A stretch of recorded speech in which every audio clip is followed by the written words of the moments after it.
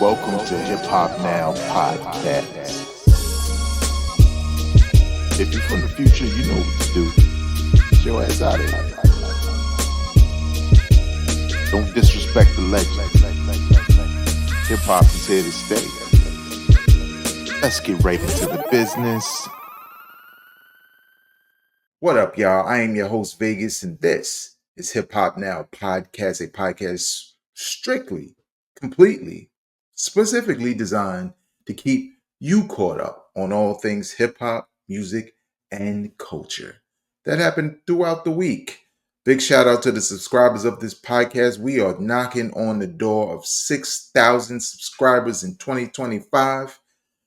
We haven't even really hit the halfway mark yet as far as the year. So I am very optimistic about 10,000 subscribers on YouTube.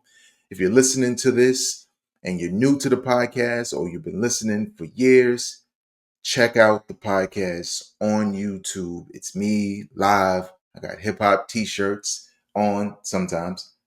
Like my favorite album, Ice Cube's Death Certificate. Also, if you came here via shorts, you like the shorts I post. Shout out to everybody who creates shorts. I just share them because I think they're dope. But if that was how you subscribe to the podcast, I appreciate you. And if you haven't, and maybe you checking out some of the content here, like this video, subscribe if you like what I'm producing here. It's a whole bunch of content is on the way, especially for the summertime, on the go, shorts, whatever, maybe tail of the tapes. If you maybe it's a great possibility that will be coming back. Did about 12 episodes. So check that out. And obviously, those listening on the audio side who prefer audio, big shout out to you for always coming through for the podcast. Now, big shout out to hiphopdx.com, allhiphop.com, XXL Mag, and a couple of places where I get my stories from. Let's get right into the business. So if you have been living under a rock, Lil Wayne, not the Super Bowl thing, we know he said he's not interested. We weren't interested. Let's just keep it at that. But what we are interested in is another sequel to Lil Wayne's The Carter series. Now, honestly, I feel like this should be the last one because there must be a reason why he is now up to 6 installments within the Carter series. And honestly, they're not all good, right? Like 1 to 3 is solid, right? Even some would even call at least 2 and 3 classics. 4 was cool. But yeah, it felt like things fell off a little bit. 5 was also like, and probably less exciting. While Lil Wayne has released the track listing for the Carter 6, which I believe is due out in June of 2025. That's this year. If you're from the future and it's 2028, he's probably already on the Carter 10, right? Relax. But with that being said, let me just make sure. Hold up. I don't even have the link available. What am I doing? Wait a minute. Something ain't right here. Let's do this live on the spot because he released the track listing, but he also has uh the features that'll appear on the album, which kind of scares me a little bit. I'm not even gonna front because we just in a age of hip hop where features tend to dominate every project. And though sometimes I like the collaborations and don't mind them, like, are we just getting lazy in hip hop? Like with multiple sequels, like with what I'm about to talk about now as far as the feature. So here's the track listing. Let's see if we could just get to that. He posted this on, well, actually, this is Rolling Stones. I guess he got the cover. No, that's something else. Where the hell is the track listing? This is not good. This came via interview, I believe, but so he didn't really reveal a straight up track listing, but he did talk about some things. So this is coming from the cover story of Rolling Stones. And this is on hiphopdx.com where I'm getting this. Weezy confirms a number of high profile and, in some cases, unlikely guests on his next LP, Carter 6, including Miley Cyrus, U2's Bono, and opera singer Andrea Bocelli. I believe that's how you pronounce that. The project, due out June 6, also features Machine Gun Kelly, dancehall legend Elephant Man, oh word, and Wayne's 15-year-old son Cameron. Behind the boards, the lineup of producers include Wyclef Jean, Weezy, and possibly Kanye West. How y'all leave your comments in the comment section below. How do y'all feel about that lineup of performers and producers? I'll go first. I am. I'll usually use the term like cautiously optimistic. I am not optimistic at all because I just don't know where this can go. Now, Lil Wayne performing, as you have seen, has mostly been a disaster, right? Because he just, like the last thing we saw, he looked like he was so high on stage, he was in a stupor, which is crazy. Uh, but when it comes to the singles and the music he releases, they don't typically sound bad to me. It's just funny that people don't really flock to it. And maybe they'll do that this time because people chose a side like, yeah, I'm riding with Wayne. He should have had the Super Bowl. Okay, I like Kendrick. I like Wayne. I'm checking out both. And maybe he has something to prove. But at the same time, oh, let me just say this. And also, devil's advocate, I didn't think I would like Jelly Roll on the Snoop and Dre album that released not that long ago. I was like, ugh, that sounds like it's something I'm not going to like. And I was kind of wrong. I enjoyed it. Right now, did I go crazy? Do I want to hear more from that collaboration? I do not. But for what it was and the collaboration it was, and I think it had a lot to do with Dr. Dre, I think it was cool. With Lil Wayne, I'm hoping, Miley Cyrus is used in a way that sounds dope. Bono from YouTube, I was gonna say YouTube, from YouTube, I hope he's used in a way that's beneficial to the track, right?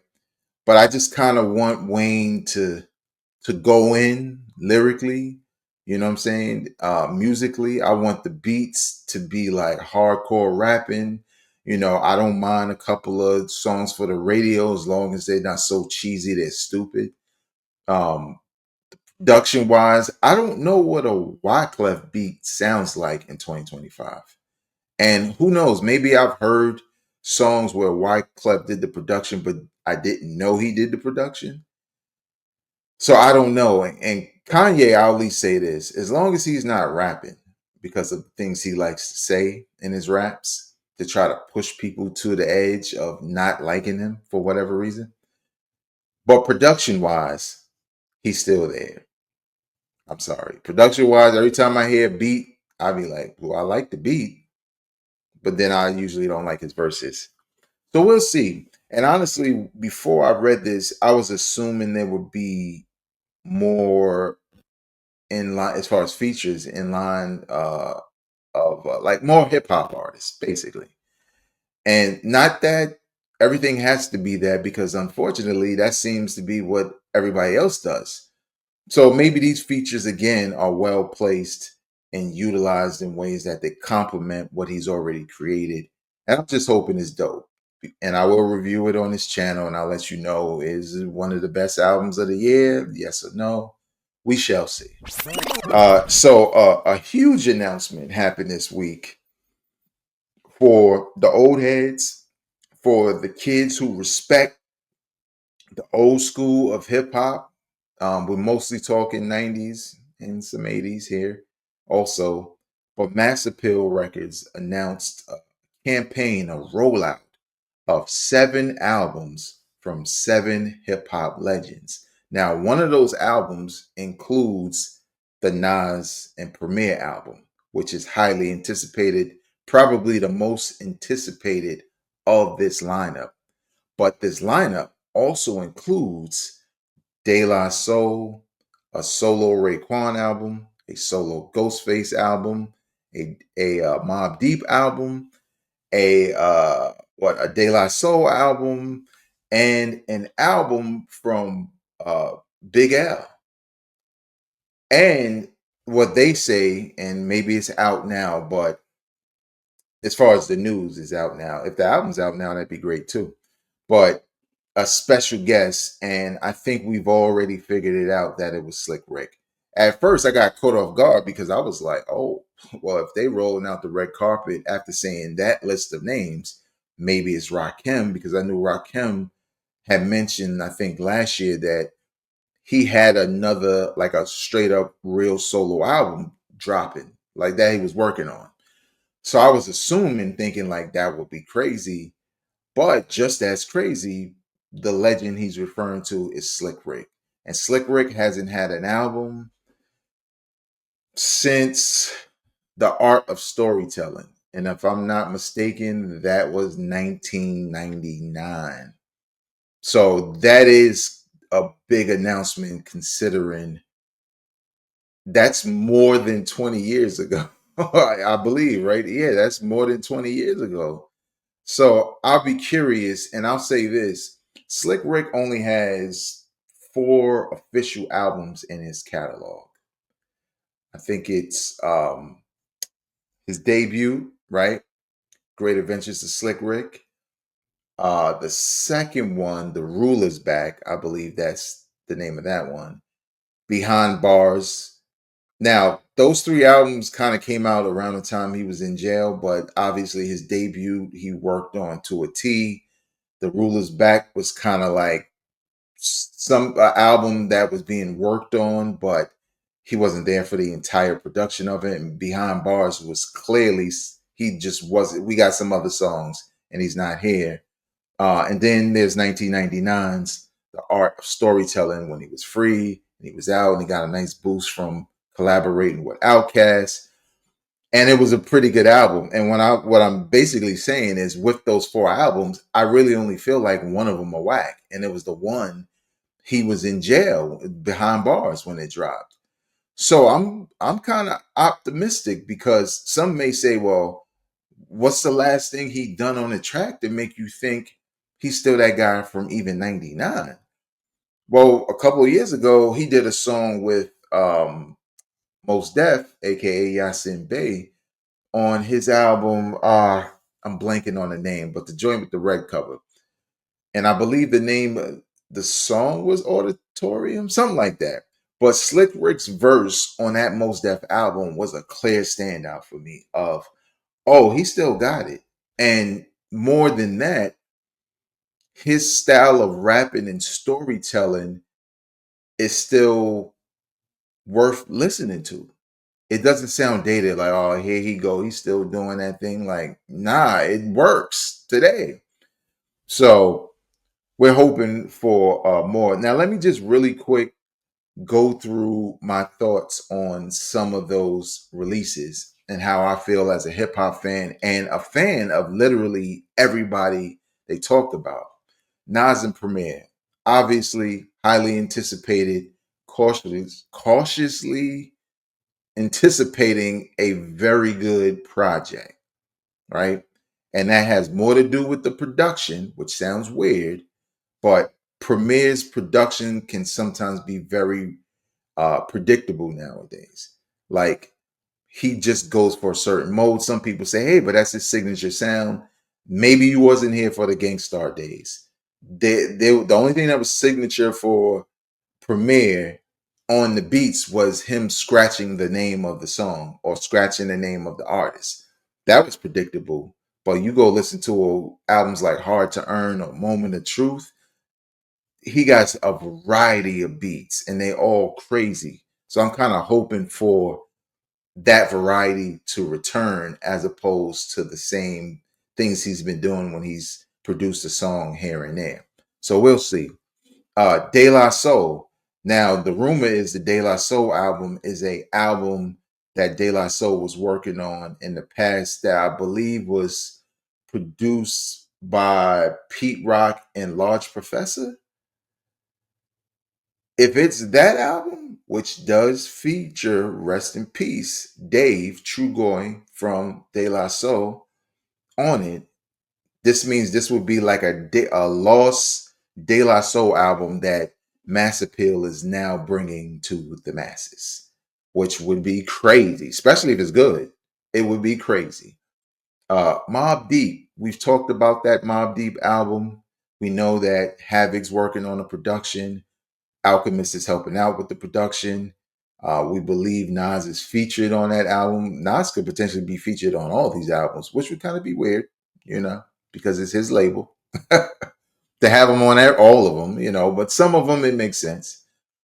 Uh, and Havoc talked about having Prodigy verses that they could work with. Now, I hope when he says this, these are complete verses. And, you know, I could, if hooks need to be worked, I get it.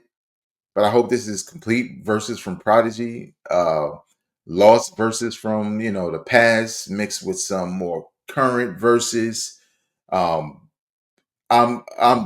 cautiously optimistic is an understatement with that album in particular because I am not very excited. I want to be, and I want it to happen, you know, as I guess the last of Mobb Deep albums, but I just don't know what we're gonna get. And I believe they played a snippet at a show, and it sounded cool, but I couldn't really hear it, and I couldn't really get the vibe of what was happening. So I don't know. We'll see. We know for a fact it's coming out this year.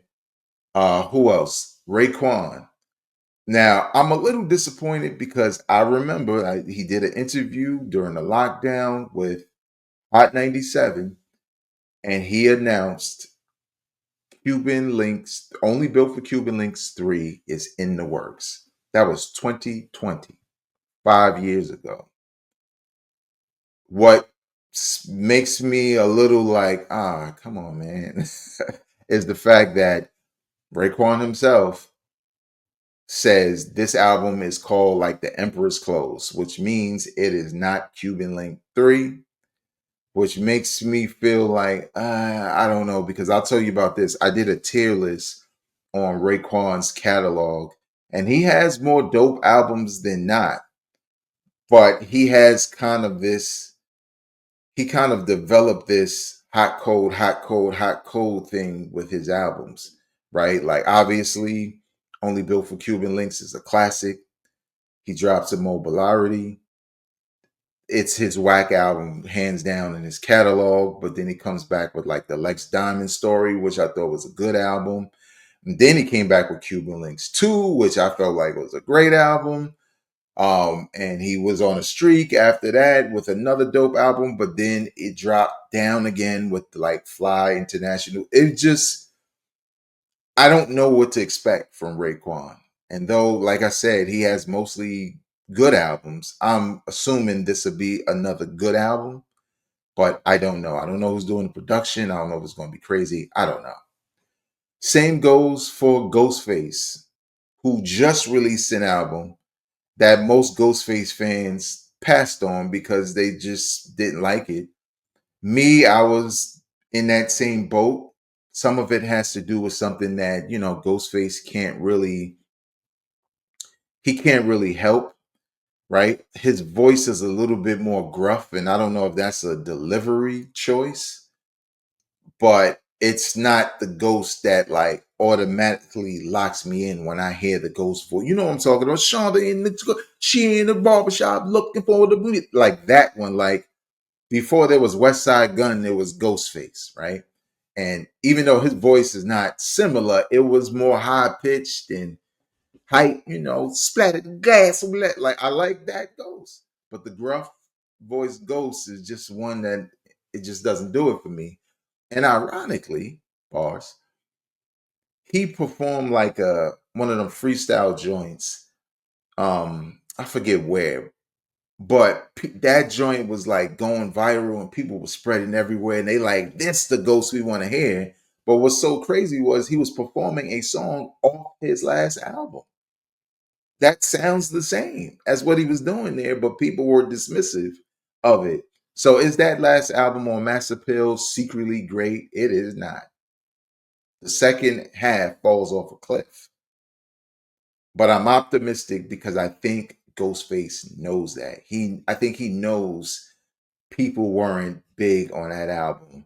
And considering, and I would think this for everybody involved, considering the lineup and everybody gets to take their shot at releasing a dope album, you would think people want to have one of the dopest albums. Like Ghostface would want to be like, my joint's crazy. Um, who else? So we don't stay too long on this. So we said Mobb Deep, oh, De La Soul. Obviously, with that, I'm excited for like what it's going to be. Nas Premier, Ghost Ray. So Big L. Apparently, I read the description where they said the Big L album will feature, stuff he was working on, and they got some other like just they didn't get too into detail, but stuff we never heard before. Along with, and this is what they said, re-releasing a lot of rare freestyles and projects, probably his debut and the joint, The Big Picture, probably in a bigger and better way with some bonuses. Uh, so I think that's dope. Honestly, the fact that they're saying a new Big L album probably scares me more than just giving us a better sounding version than the albums he did release with, like a deluxe version of that, like a deluxe of, I was going to say the Big L. What's the code again? I forgot that quick. I'm getting old, y'all. I'm sorry. But the bigger picture. I wouldn't mind that, right? Like if the you release a deluxe version and it's like 10 more tracks on there, I'll take it, because it's just the bigger picture is just if that's the title, I think that's it.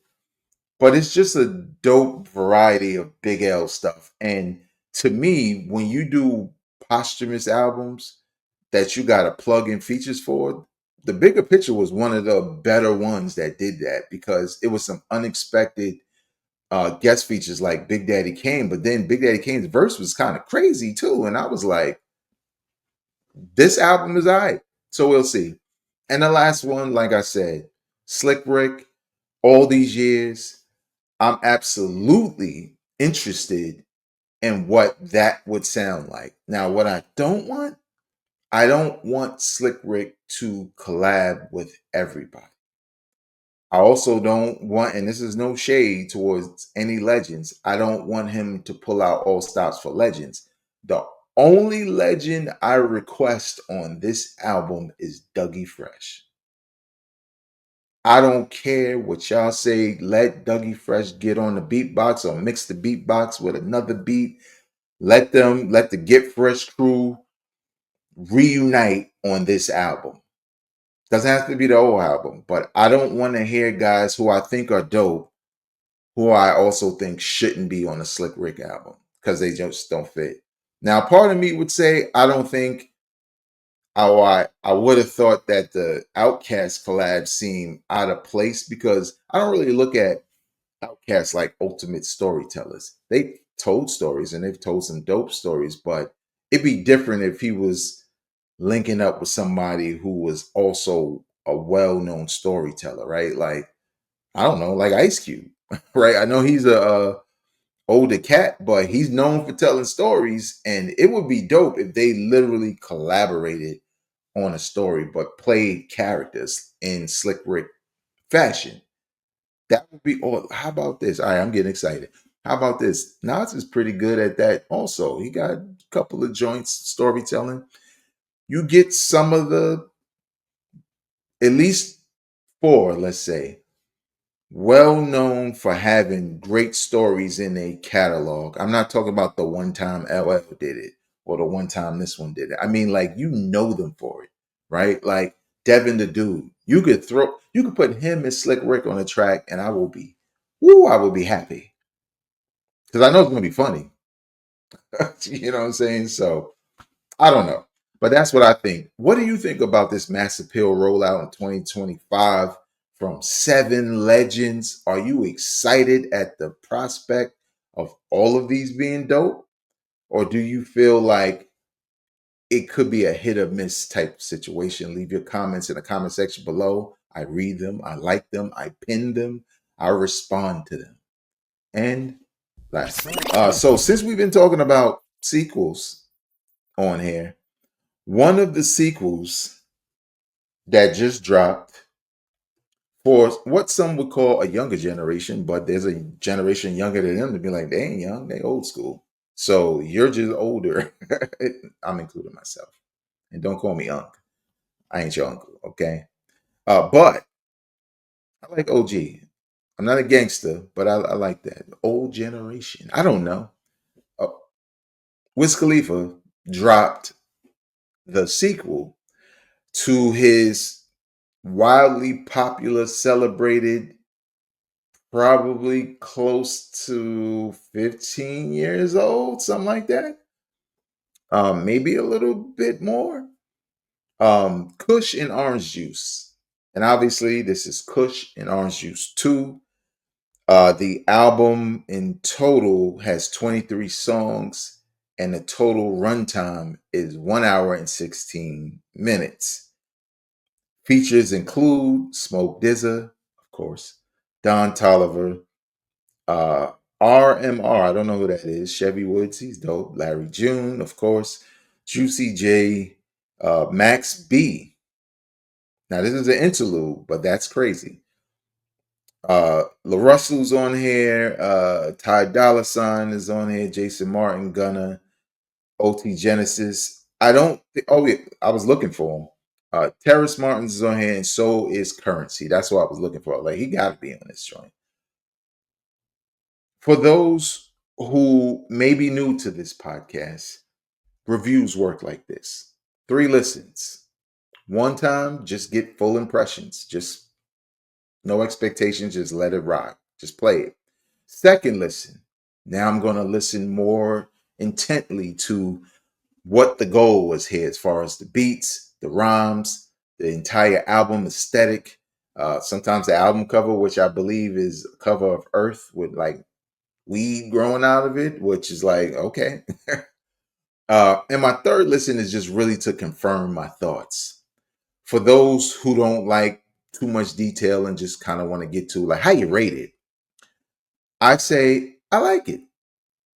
I like it. Now, as a sequel to the original, I think it's a perfect sequel. And here's the thing: when you are making a sequel to a highly regarded album, right? Like Illmatic or Only Built for Cuban Links, you know what I'm saying? And you're saying this is part 2, like Do or Die 2. It's a slippery slope because expectations get high because of how people love that original release. But I think what most rappers should do, and some have to success, is release a project that expands upon that concept. It's not better than, it's like getting more songs based off of that original, right? So never look at it as, is it better? Is it the same? No, it's just more, right? That's when you really lock people in. Yo, I like it for this time. And that's how I feel with this album. I feel like the expectations for you, if you never heard the original, I definitely think you should check it out first. Let it rock until you know you've had your fill of it, because you might love it and not like this, but it captures the same exact vibe, right? We talk mellow beats, chill stuff, jewelry, sun, beaches, palm trees, like just chilling. It is the perfect album to release in spring heading into summer. because a lot of people make playlists in this day and age, and they kind of look for certain vibes for when they're driving or they're chilling on the beach somewhere, or they're having a drink, or they throwing a party. And this album has a number of songs that are perfect for that vibe. Now, some people say, yo, I don't buy music to be like ambient sound in my house while I'm having like a dinner party. I want to listen to it. I want to get into the lyrics. I want to vibe with it. I want to relate to it. I think some people put it this way, people saying being relatable, sometimes music being relatable, sometimes can be very overrated because your definition of it is strictly a portion of it, which is, I this is the type of music I like. Whereas relatable really means I can relate to doing that. And there's a lot of people, for example, who may say, well, I can't relate to Eminem's lyrics. But I don't think Eminem's lyrics are made to be relatable unless you are a psycho. But they, in the same breath, they'll say Pusha T. But unless you sold the most coke of all time, you can't relate to him either. So it's more about preference. What do you want to hear when it's time to sit down and listen to hip hop? Some people don't want to hear all that quirky stuff Eminem saying. Some people don't want to hear nothing but weed talk from somebody like Wiz Khalifa. But some people really like the vibe of certain things, right? Or they like the variety in hip hop and they say, hey, when I want to laugh or be like, damn, I might listen to Eminem, right? When I want to cool out, smoke or not, I'll listen to something like Wiz Khalifa or Currency. So I think this album in general, it is a worthy sequel to the first Kush and Orange Juice. I don't think it's better than it, but I think this album is definitely one of the better albums of the year so far because it's focused, it knows what it is, and you should know what it is before you go in and listen to it because, again, a lot of people want some new hip hop, but don't really take a step back as it relates to their taste to say, what exactly do I want to hear?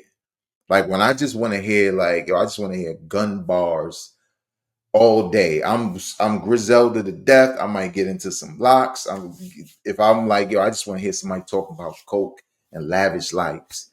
Okay, I'm gonna listen to I'm gonna listen to Pusha T.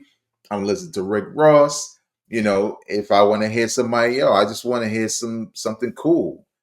Currency, Wiz Khalifa, and I believe this album. If you like that kind of stuff, it's worth checking out. Now it's a long album, like it's an hour and 16 minutes, but if you have the time and who knows, you cleaning up your house, cleaning up the yard for the summertime, you got a decent drive somewhere, it's worth checking out. So, what do you think about Wiz Khalifa's sequel to Kush and Orange Juice? Kush and Orange Juice Part 2. Leave your comments in the comment section below right here on YouTube. Subscribe if you love the content. Hit the like button if you liked it. But most importantly, share with people you know enjoy this kind of content. Follow me on all social media platforms at Vegas World INC. Until next time, y'all, I am not a critic. I'm a fan. Peace.